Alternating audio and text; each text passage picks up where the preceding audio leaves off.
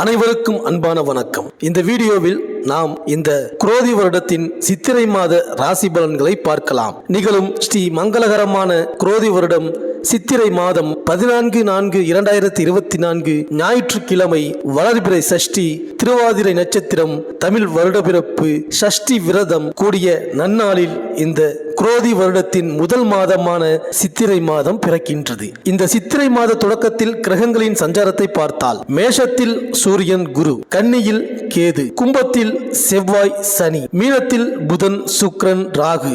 இந்த சித்திரை மாதத்தில் சூரியன் மேஷ ராசியில் பயணம் செய்வதால் மேஷ மாதம் என்று அழைக்கப்படுகின்றது. இந்த மாதத்தில் சூரியன் உச்சகதியில் தன் பயணத்தை தொடங்குவார். அகிலாண்ட கோடி பிரம்மாண்ட நாயகன் சொக்கநாதரும் அகிலாண்ட கோடி பிரம்மாண்ட நாயகி மீனாட்சி அம்மனுக்கும் இந்த மாதத்தில்தான் திருக்கல்யாணம் நடக்கிறது. மேலும் அம்மன் ஆலயங்களில் தேரோட்டங்களும் திருவிழாக்களும் மிக அதிகமாக இந்த மாதத்தில் நடக்கும். மாதந்தோறும் பௌர்ணமி வந்தாலும் சித்திரை மாதத்தில் வரும் பௌர்ணமியை தான் சித்ரா பௌர்ணமி என்று சிறப்பு பெயரிட்டு அழைக்கின்றோம். அந்த நாள் சித்திரை 10ஆம் தேதி, அதாவது 23/4/2024 செவ்வாய்க்கிழமை அன்று வருகின்றது. ராஜ கிரகமான சூரியன் உச்சம் பெற்று திகழும் இந்த மாதத்தில் சந்திரன் முழுமை பெறும் பௌர்ணமியை நாம் கொண்டாடினால் முன்னேற்றத்தின் முதல் படிக்கு செல்லலாம். நித்திரையிலேயே வாழ்க்கையை கழிக்காமல் முத்திரை பதித்து வாழ வேண்டுமானால் சித்திரையில் வரும் பௌர்ணமியை சிறப்பாக கொண்டாட வேண்டும். அது மட்டுமல்லாமல்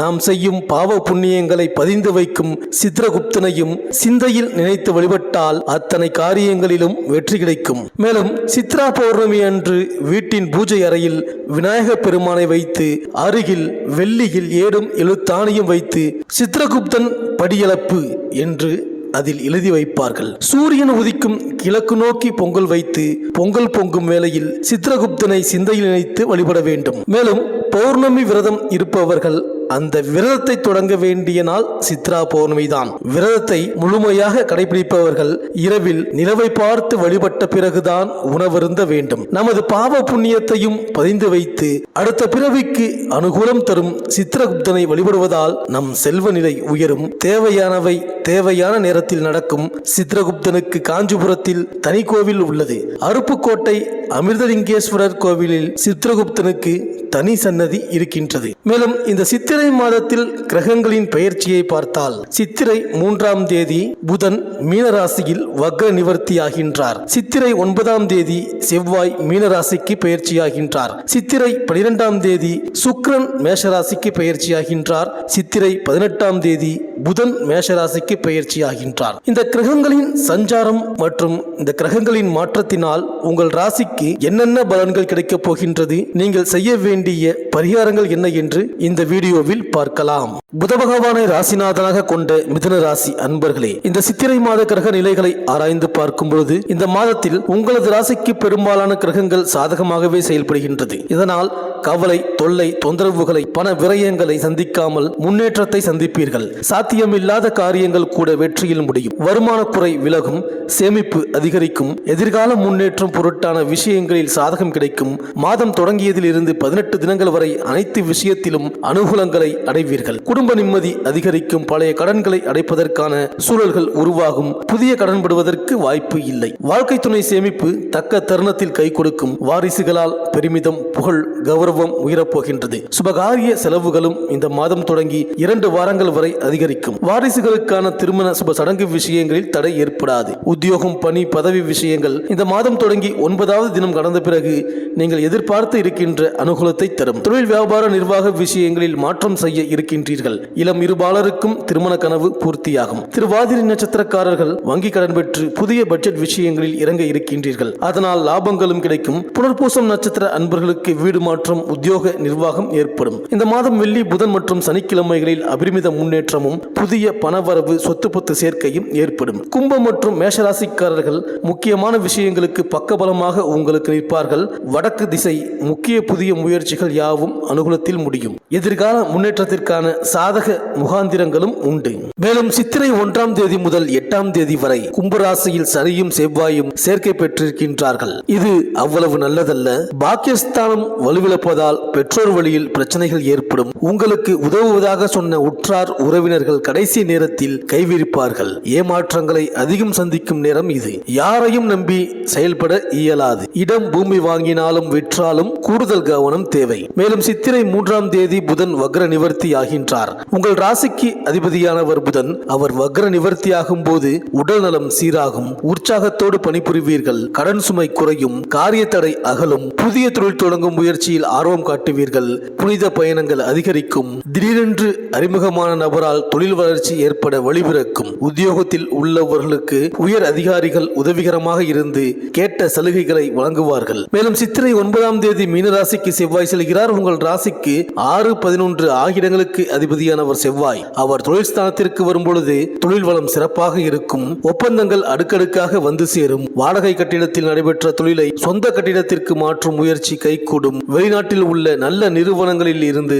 அழைப்புகள் வரலாம். அது மட்டுமல்லாமல் வெளிநாட்டில் உள்ள உறவினர்களின் அழைப்பின் பேரில் உல்லாச பயணம் செய்யவும் சூழல் உருவாகும். இந்த காலம் ஒரு இனிய காலமாக அமையும். மேலும் சித்திரை 12ஆம் தேதி மேஷராசிக்கு சுக்கிரன் செல்கிறார். உங்கள் ராசிக்கு 5, 12 ஆகிய இடங்களுக்கு அதிபதியானவர் சுக்கிரன். அவர் லாபஸ்தானத்திற்கு வரும்பொழுது செலவிற்கு ஏற்ற வரவு உண்டு. சில காரியங்களை அதிக முயற்சிக்கு பின் முடிக்கும் சூழ்நிலை உருவாகும். பாக பிரிவினைகள் நல்லபடியாக முடியும். பூர்வீக சொத்துக்களை விற்றுவிட்டு புதிய சொத்துக்களை வாங்கலாமா என்று சிந்திப்பீர்கள். பிள்ளைகளின் திருமண கனவுகளை நனவாக்கும் முயற்சி கைகூடும். பிரச்சனைகள் படிப்படியாக நல்ல முடிவிற்கு வரும். மேலும் சித்திரை 18ஆம் தேதி ரிஷபராசிக்கு குரு பகவான் செல்கிறார். உங்கள் ராசிக்கு 7, 10 ஆகிய இடங்களுக்கு அதிபதியானவர் குரு. கேந்திராதிபத்திய தோஷம் பெற்ற கிரகம் மறைவிடத்திற்கு வரும்பொழுது யோகத்தை வழங்கும். அதே அடிப்படையில் இந்த குரு பெயர்ச்சியின் விளைவாக விரயங்களும் ஏற்படும். வருமானங்களும் வந்து கொண்டே இருக்கும். குருவின் பார்வை உங்கள் ராசிக்கு 5, 6, 8 ஆகிய இடங்களில் பதிகின்றது. எனவே ஆரோக்கியம் சீராகும். அடிப்படை வசதிகள் பெருகும். உத்தியோகத்தில் எதிர்பார்த்த முன்னேற்றத்தை அடைவீர்கள். இழப்புகளை ஈடு செய்ய நீங்கள் எடுத்த புதிய முயற்சியில் பலன் கிடைக்கும். கட்டிய வீட்டை வாடகைக்கு விட முடியவில்லையே என்று கவலைப்பட்டவர்களுக்கு நல்ல குடும்பத்தினர் வந்து அங்கு குடியமர்வார்கள். மேலும் சித்திரை 23ஆம் தேதி மேஷ ராசிக்கு புதன் செல்கிறார். உங்கள் ராசிக்கு அதிபதியான புதன் லாபஸ்தானத்திற்கு வருவது நல்ல யோகம்தான். புத ஆதித்ய யோகம் இருப்பதால் கல்விக்காக நீங்கள் எடுத்த முயற்சி கைகூடும். அரசு வழி ஆதாயங்கள் உண்டு.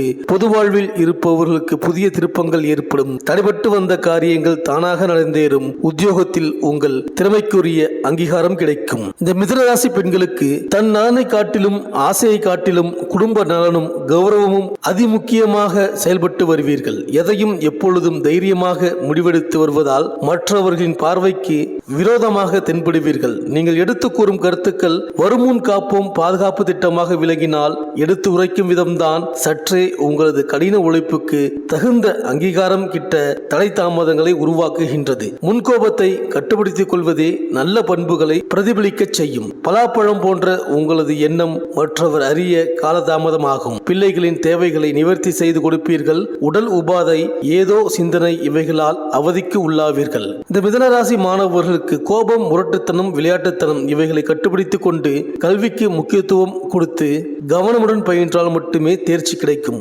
நண்பர்களுக்கு தகுதிக்கு மீறி விரயங்கள் செய்வதை உங்கள் நிலையறிந்து கட்டுப்பிடித்துக் கொள்வது நலம். இந்த மிதுனராசி அரசியல்வாதிகளுக்கு முகஸ்துதிக்கு கட்டுப்படாமல் உங்களின் நிலை புரிந்து அறிந்து கொண்டு முடிவுகளை எடுத்தால் நலம். மற்றவர்களின் தூண்டுதலுக்கு ஆளானால் அரசியலில் கடைநிலைக்கு தள்ளப்படுவீர்கள். கடன் சுமை அதிகரிக்கலாம். கவனம் தேவை. நிதானம், பொறுமையை கடைபிடித்தால் வருங்காலம் சிறப்பாக அமையும். இந்த வீடியோ உங்களுக்கு பிடிச்சிருந்தா லைக் பண்ணுங்கள், உங்கள் ஃப்ரெண்ட்ஸ்களுக்கு ஷேர் பண்ணுங்கள். நம்ம சேனலை தொடர்ந்து பார்க்க மறக்காமல் சப்ஸ்கிரைப் பண்ணுங்கள். பக்கத்தில் இருக்கிற பெல் ஐக்கானை கிளிக் பண்ணிக்கிங்க. மீண்டும் அடுத்த வீடியோவில் சந்திப்போம். நன்றி, வணக்கம்.